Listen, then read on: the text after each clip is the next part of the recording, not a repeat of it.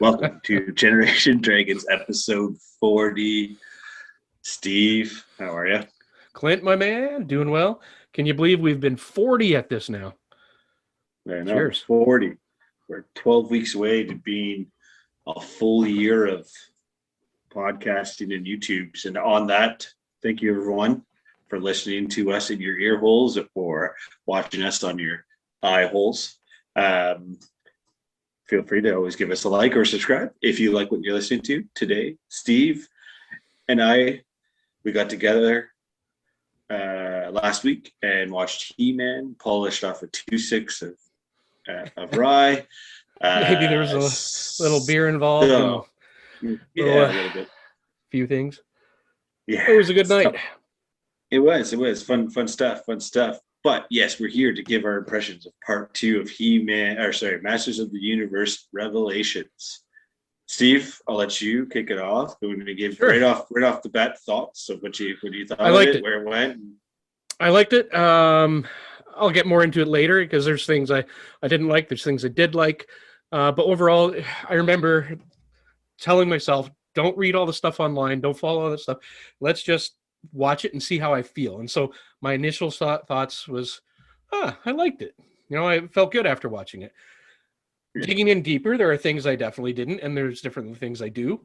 But overall, definitely worth a watch. I liked it. I'm not going to jump on the bandwagon with all the people cutting it down right now, because there is a lot of that. But give it a chance. It's decent. The animation's great. I do feel like there might have been a little rewrite at the end of this to change it a bit, just the way it felt with how things was rolling from the first part. But overall, I liked it. What about you, man? Yeah, no, I mean, I like the I like the way they took it, and there's a lot more action in these episodes that we watched versus the first part. A lot more fighting, a lot less just talking and whiny, complaining stuff. It was more just like let's just get to it and show and go from there. Yeah, I mean, I really enjoyed it. It's definitely like if you're going to watch the two, make sure you watch it together, because if you watch the first part of it, you're going to have different impressions than the second one. 100% agreed. Binge it together. So, yeah, you gotta do it. You gotta accept the first 6 episodes to absorb the last 6 episodes, which is typical for any kind of Netflix TV show. Really, it always takes a couple episodes to get in, and this is a perfect example of that. So that's the one thing I have to say with all the haters out there and whatnot, where people just putting it down. It's 20-minute episodes and like 5 of them. It's not a very large story arc, and it's 10 now because there's part 1 and part 2. But if you can only do so much in that much time, I mean, you could still do a lot of damage for sure. But you got to give it time, go through the story. I still felt there was definitely a heavy Teela show. Like it was more about Teela than He-Man. But again, back to what you said in the last half, it was never called a He-Man show. So no, exactly. And I think that's what a lot of people's issues have been with it, is that it's called Masters of the Universe, right? It's the Masters. It's not just He-Man. It's not He-Man and the Masters of the Universe. It's Masters of the Universe. And I think that's kind of part of it too, is they're leaning more towards what's going on in the world, and with like more group-based and team-based things, right? It's always everyone together to defeat the evil versus putting the weight on one person's shoulders to defeat that the evil, right?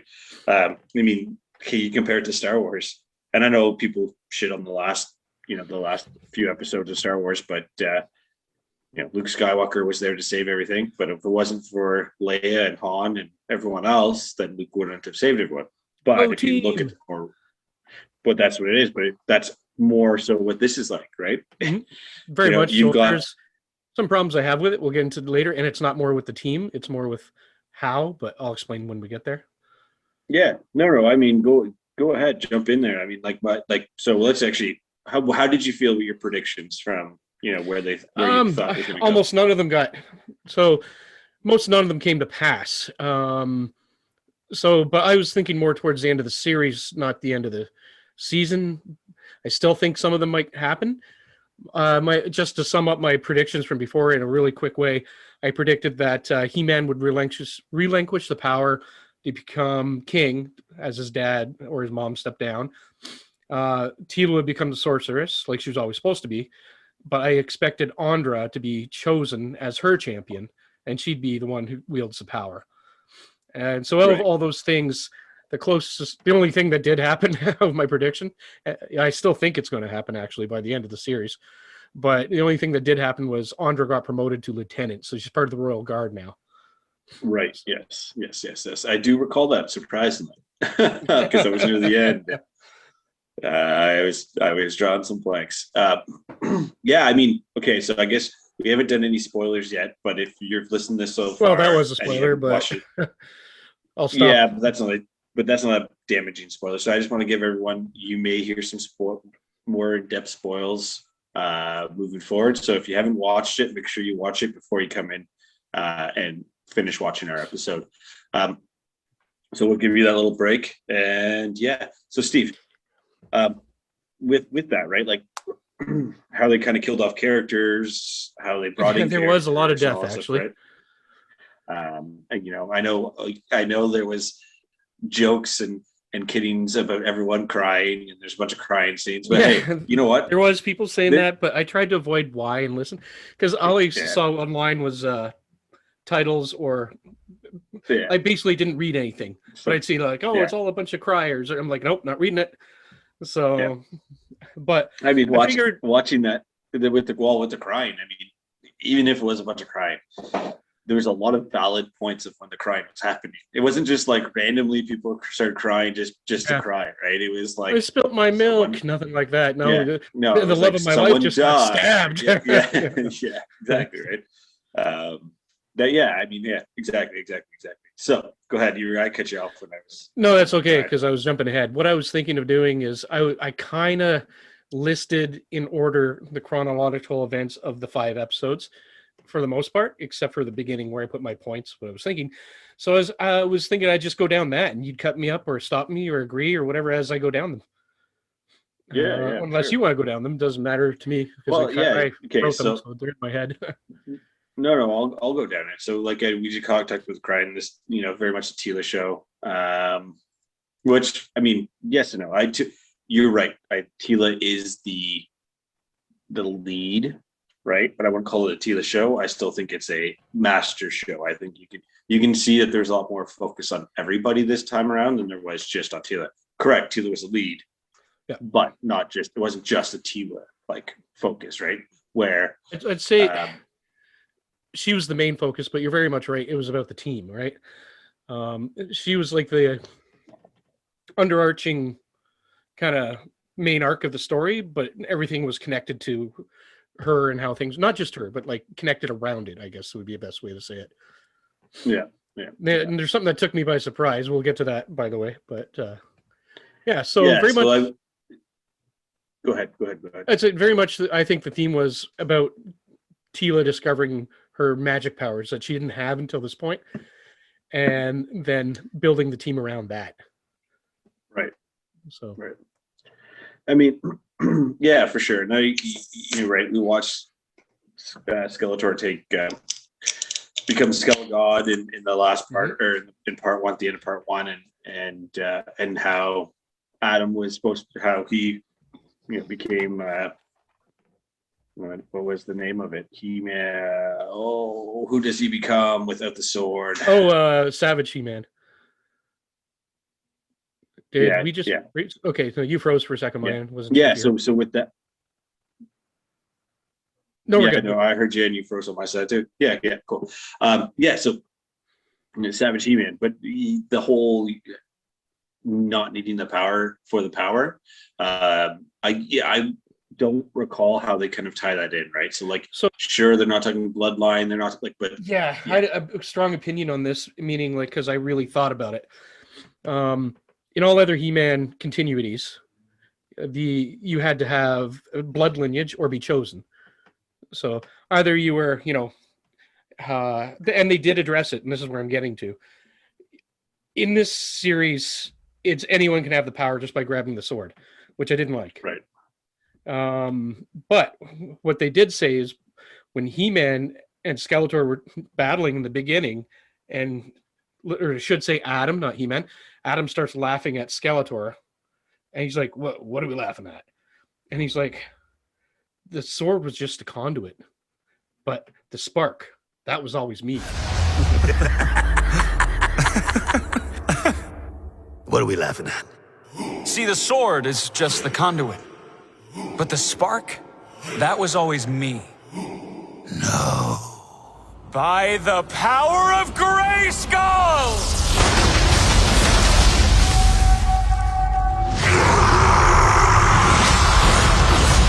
So he's the only one that's been able to pull the power without the sword, minus Tila at the end, because that's a whole different story and way different than any other sorceress that's been before. But anyway, so then he pulls down, he goes by the power of the Great Skull, I have the power, and he becomes Savage He-Man, which is essentially just the Hulk. So it's like untempered, unbridled aggression and rage, full of power. Right. So I kind of wanted to see more than that, as much as like I'm like, oh, it's just the Incredible Hulk. I kind of thought it was neat though, and I liked it. But yeah, so they did address it a little bit. Anyone can take the power, as we see through this series, but he's the only one that, and Tila at the end, but the only one that can pull the power himself. So right, yeah. So yeah. True. Okay. All right, what do you want to hit next on the list here? Yeah, no, you go ahead, man. I still taking those Clamp. Yeah, Clamp Champion Fistus. Yeah. Right. Okay, so one thing I didn't like, I did like but didn't like. In the beginning, Skeletor kills the sorceress. Tiresome woman. You've been the sorceress for so long now. Time for some new blood.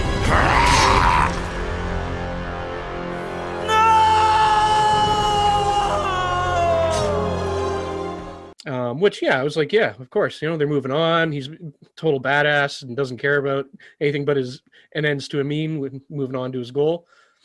Yeah. But what I didn't like later is like, yeah, no big deal. Come on and help us later. Let's fight Evil Lynn when she has the power. I'm like, what? Like this guy literally killed Tila's mother and Duncan's love of his life. Yeah. And it's just like, yeah, man, we need you. Come on.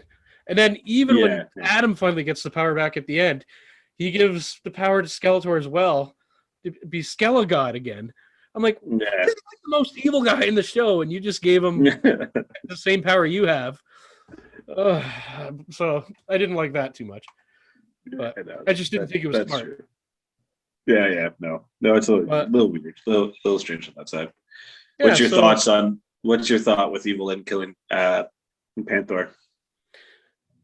I was indifferent. I like Panther, but not enough to be like, But I wanted to, hate to say it, but I wanted to see more people get killed off. I wanted to be more dark like that. So there was a bunch. In the beginning, we had Fisto and Clamp Champ both killed. And then their sparks, their souls, internally damned by Skeletor. Because after this whole thing happens and he's turning all the citizens of Eternia into undead slaves for his army, it happens to Clamp Champ and Fisto, who are masters. Yeah, they obviously die because they have to fight, and they get killed by Tila and the gang and Adam. But he's like, don't worry, I know them. They were good people. They'll go to Preternia. And then Skeletor walks in. They would, and then if I didn't have anything to say about it, and then he's like damns them to Subternia. So, yeah, but I thought that was kind of almost the end and the pinnacle of all the bad stuff Skeletor does, because not long after that, he gets into the fight with Savage He-Man, and then it kind of splits away from there. They are able to, that's where Tila first really uses her power to move everyone away. Actually, she uses her power to heal Adam first, because remember, he's stabbed still. Right. And then when the sorceress is protecting them from Skelegod with her last bit of strength she has, she zaps him away. Evelyn grabs Duncan to keep him there, and then Skeletor stabs the sorceress through the chest with the power sword to finish her off. Yeah, right. So What's your thought on how they approached Duncan in this part, with him being, thrown into jail and all the other pieces that he's part of? So I actually kind of liked it. Seeing as he was a beaten and broken man at that point, he just lost the love of his life. As far as he knows, everyone else is gone. He has no idea what's going on, and he still holds his own in the jail with the Orlax down there, which is a crazy beast they can't control. But then at this point, Evil Lynn's already got power from Skeletor, and they come down. And she tortures that thing, and he kind of tells her, like, are you proud of yourself that you can do this and this and that? And she calls him impotent and, the greatest warrior that's no longer, and things like this. And that, so. Yeah, it makes sense. I'm just going through this. So here's a big, with I guess, was it Godlin? I think is what they called her. No, Evil Lynn's when she takes when she has the power. What do they call her in this one? They called Skeletor a god too, right? That just because you have ultimate power, and both Evil Lynn and Skeletor use the power differently than anyone before. They basically abuse it because they can. Right. Like, starts destroying everything, right? Yeah. So when Evil Lynn starts to Preternia.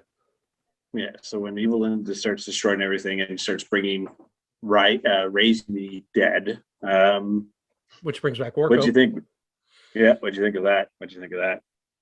So first, who the hell would forgive her for doing that? She's killed all the previous He-Men or He-Women or whatever, all the people in Preternia. Preternia's gone. Even Mossman's dead now. Like, disintegrate, gone, nothing. So, and then, like, at the end, they forgive her, like, it's no big deal. And I think she goes to, I can't think of Orko's world, but it looks like she's there. But it's kind of like, what the hell, man? You forgave Skeletor and you forgave Evil Lynn for, like, killing all these people and trying to rule and destroy the world. Either rule the world or destroy the world. But so I didn't like that. I'm like, really? Come on, like, punishment fits the crime. She needs to be punished for that, or at least put away where she can never do it again. So, true. Well, okay. We won't go too much more. What really pisses me off. It's the most stupid backstory ever. So I've read the backstory on the original for Evil Lynn that never got produced. It was supposed to be an episode back in the 80s, and she was supposed to be like Queen Marlena from Earth, except, Skeletor finds her, if I remember right, and he kind of takes her under the wing, where Queen Marlena was picked up by Prince Randor, I think, at the time, and he became king and queen. In this, she literally wants to destroy the world because of what happened to her, and she doesn't want that to happen to any other girl again. Her parents tried to eat her. I was born in the Zalesian slums. And on my 5th birthday, my starving parents had no choice but to eat their only daughter. And since I didn't want to be eaten, I hid in the gutters. They literally tried to eat her and chase her out of the house, and Skeletor finds her that way. And I'm like, you want to destroy the world because your parents tried to eat you, and you don't want this to happen to any other little girls again. By the way, what happens to the boys? It's okay to eat the boys, I guess, but, like, stupidest bad story ever. Yeah, man, that's how it was. But that's not how they rated it in the comic book. The Revelations comic book, the prequel. No, she was on the streets. So this is where she was on the streets because of her parents chasing her out because they tried to eat her because they were so poor and broke. And so she lived like 20 years on the street, learned to be a street rat and steal and this and that. And then she gets cornered by some I shouldn't say thugs, people that she stole from to eat. Gets cornered, and that's when Skeletor shows up and takes them out and takes her under her wing. Right. I also didn't like the way she became the power. She basically seduces Skeletor to relinquish the power. She basically says, we have to be intimate without you killing me. You need to relinquish the power so you won't destroy me when we basically have sex. And as soon as he does that, she steals the sword, calls the power, and calls him a weak little man, very predictable. Blah, blah, blah. You simple, predictable predictable little man. You stand on the banks of the river of chaos, yet you still don't have imagination enough to look beyond your foolhardy feuds and your dark desires. You are pathetic. I'm like, dumb. Yeah, dude, how many wars have been lost and or fought because of exactly that? I mean, it's still think though, like, it is, but like, I mean, it's not far fetched. What they should have done, in my opinion, is have Beastman, who adores Evelyn, be involved in some way to trick or beat Skeletor to take the sword from him. Instead, Beastman, she has no time for him except at the end when he basically bows and gives in to her, and she turns him to a beast. He's not even a beast man anymore. He's a giant beast that fights Panther and Battle Cat. Yeah, right. Like, so, man. All right. Well, so we want to make sure we kept this one a little bit shorter. Where do you? I just want to hint at the end when we do it. Close off. So, but I cut you off. No. What I'm just saying. Where do you think this is going to go? So I still think my predictions may hold true unless there's been rewriting from fan backlash. But I still think Adam, in the end of it, will become king and do his duties there. He through the whole series, he's never been big on being He-Man. He gives up that power every chance he gets. He only is He-Man when he needs it.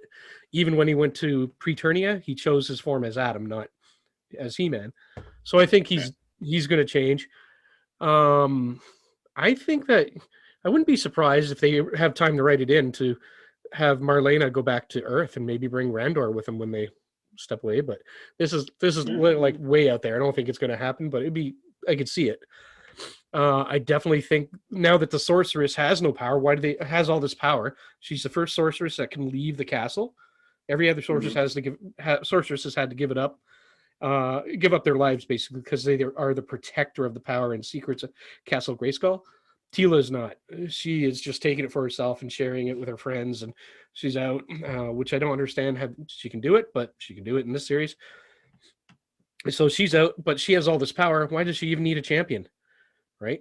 But at the end, they were holding hands, and I thought the romance was going to be between Andra and Tila, because they kind of hinted at that in the first half, but they totally went away from it the second half, and it looks like Adam and Tila are looking to explore some of that maybe, which I kind of find a little creepy because I always saw them as Luke Skywalker and Princess Leia. It's almost like a brother and sister thing to me, but technically they're not related, so it can work. And then I think Andra is still going to be the champion. They really pulled her character back in the second half compared to the first, but she's still there. So you never know. So my prediction still stands. Adam's going to step down. He'll become king. Tila's already the sorceress, but she can do whatever she wants because she's out of the castle. And Andra will be champion. That's where I think it'll go. What do you think? I'm just there for the ride, man. I'm just there for the ride. I have no real inputs on where I think it's going to go. Again, it's going to be more teams oriented. I don't think there's going to be specific to He-Man or whatever. I think it's just going to go that's going to be the focus, right? So if it's the Horde that comes in, it's not going to be He-Man or Tila that's going to defeat it. It's going to be He-Man and Tila. You know what I mean? It's going to be everybody.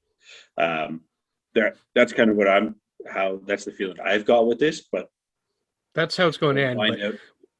What I'm skipping is the Horde. So right at the end, Skeletor goes back to Snake Mountain, and you have all the motherboard worshippers and all their tech religion or cult.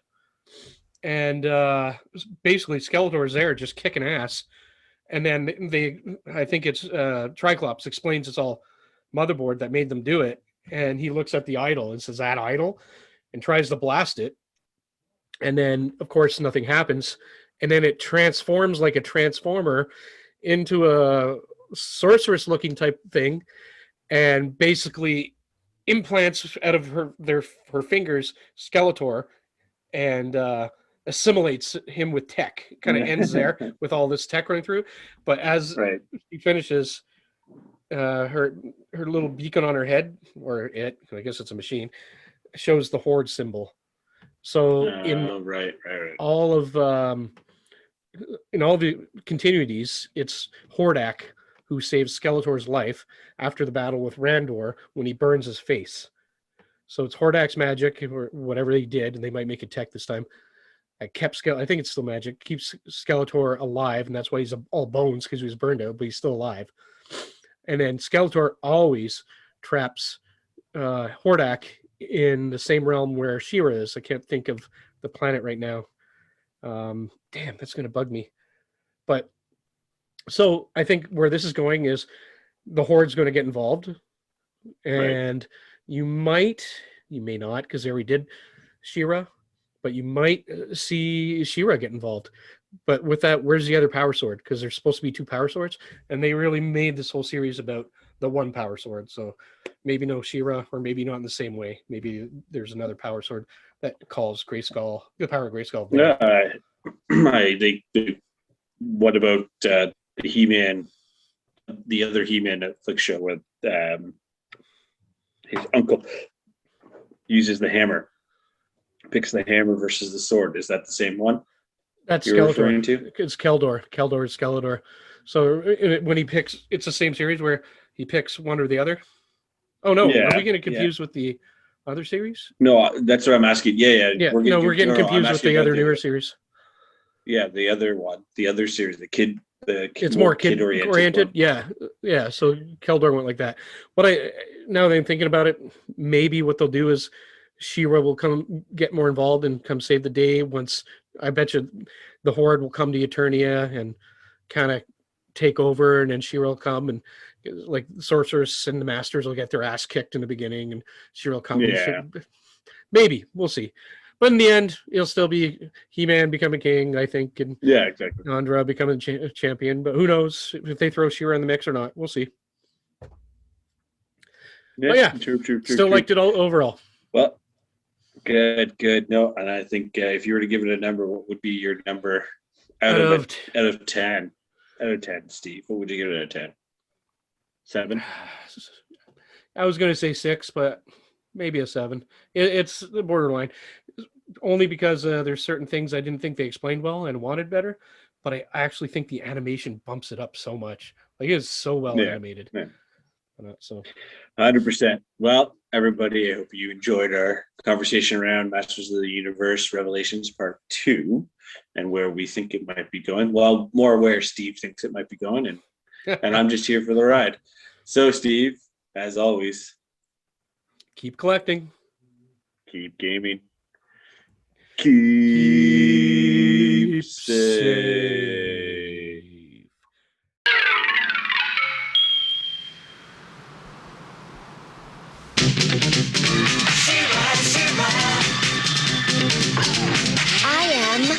Adora, He-Man's twin sister and defender of the Crystal Castle. This is Spirit, my beloved steed. Fabulous secrets were revealed to me the day I held aloft my sword and said, "For the honor of Grayskull!"